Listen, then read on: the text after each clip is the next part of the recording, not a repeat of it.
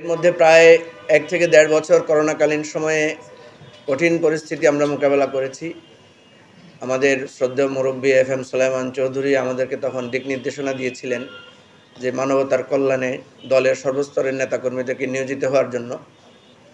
আমরা সেভাবেই আস্তে আস্তে আমাদের দলের কার্যক্রম শুরু করি এবং এরপরে আপনারা জানেন একটা লম্বা সময় আমাদেরকে সংগ্রাম করতে হয়েছে দলের নিবন্ধনের কার্যক্রমের জন্য।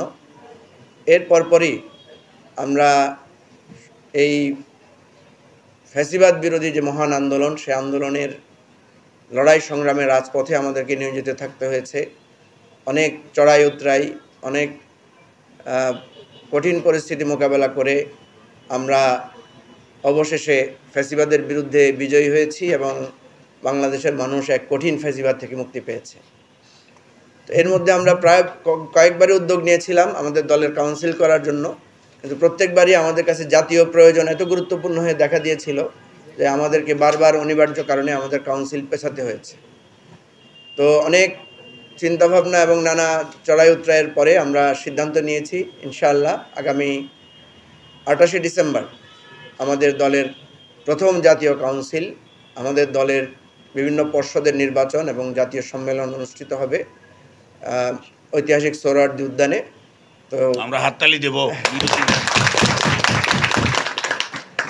আমাদের এই কাউন্সিল প্রস্তুতি এবং কাউন্সিলের তফসিল, নির্বাচনের তফসিল এখন ঘোষণা হবে। আমাদের তফসিল ঘোষণা করছেন এবি পার্টির আভ্যন্তরীণ নির্বাচন পরিচালনা কমিটির সম্মানিত আহ্বায়ক, আমাদের দলের সম্মানিত যুগ্ম সদস্য সচিব ব্যারিস্টার জোবায়ের আহমেদ ভূঁইয়া।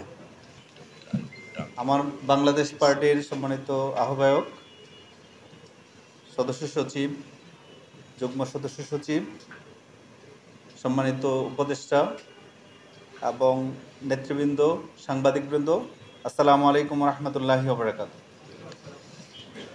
আমরা আল্লাহর শুকরিয়া আদায় করছি যে 2020 সালে এই দলটি একটি আহ্বায়ক কমিটির মাধ্যমে যাত্রা শুরু করেছে। তারপর বিভিন্ন আন্দোলন সংগ্রামের মধ্য দিয়ে আমরা সারা দেশে কিছু কমিটি গঠন করেছি, কিন্তু আমরা একটা নিয়মিত কমিটি গঠন করবার জন্য যে অভিপ্রায়ে রাজনীতি শুরু করেছি এবং বাংলাদেশের গণতান্ত্রিক চর্চায় একটি দলের মধ্যে যে গণতান্ত্রিক আভ্যন্তরীণ চর্চা থাকা দরকার সেটা আমরা সবসময় বলে আসছি এবং এটার প্রথম পদক্ষেপ হিসেবে এই বছরের ২৮ ডিসেম্বর আমাদের দলের প্রথম কনভেনশন অনুষ্ঠিত হবে এবং সেই কনভেনশনে আমরা আমাদের প্রথম যে নিয়মিত নির্বাচন জাতীয় আমাদের দলের সেটি আমরা ফল প্রকাশ করব।